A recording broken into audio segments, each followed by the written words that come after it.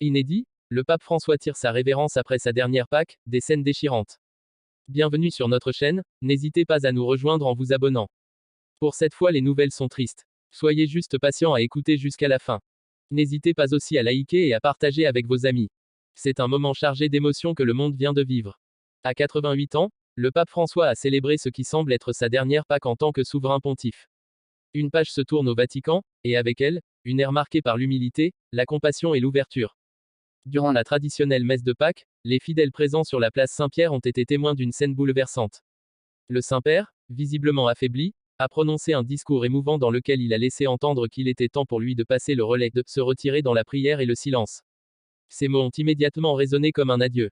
Depuis plusieurs mois, des rumeurs circulaient sur l'état de santé du pape.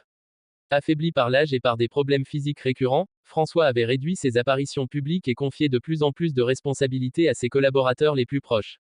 Mais jamais l'Église ni le Vatican n'avaient confirmé un départ imminent. C'est donc avec stupeur et tristesse que le monde catholique a accueilli cette annonce inattendue. Des larmes ont coulé parmi les fidèles, certains tombant à genoux, d'autres priant en silence. Sur les réseaux sociaux, les messages de soutien et de gratitude se sont multipliés. Des chefs d'État, des personnalités religieuses et des anonymes ont tous salué la grandeur d'un homme qui, depuis son élection en 2013, n'a cessé d'appeler à la paix, au dialogue interreligieux et à la défense des plus pauvres. Le pape François restera dans l'histoire comme l'un des pontifes les plus proches du peuple.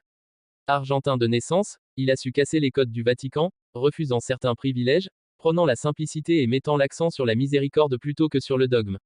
Sa décision de se retirer volontairement rappelle celle de son prédécesseur, Benoît XVI, et marque une nouvelle fois une évolution dans la manière dont le rôle de pape est perçu au XXIe siècle. Vous voilà donc à la fin de cette vidéo, abonnez-vous, likez et partagez avec vos amis. À bientôt pour une nouvelle vidéo.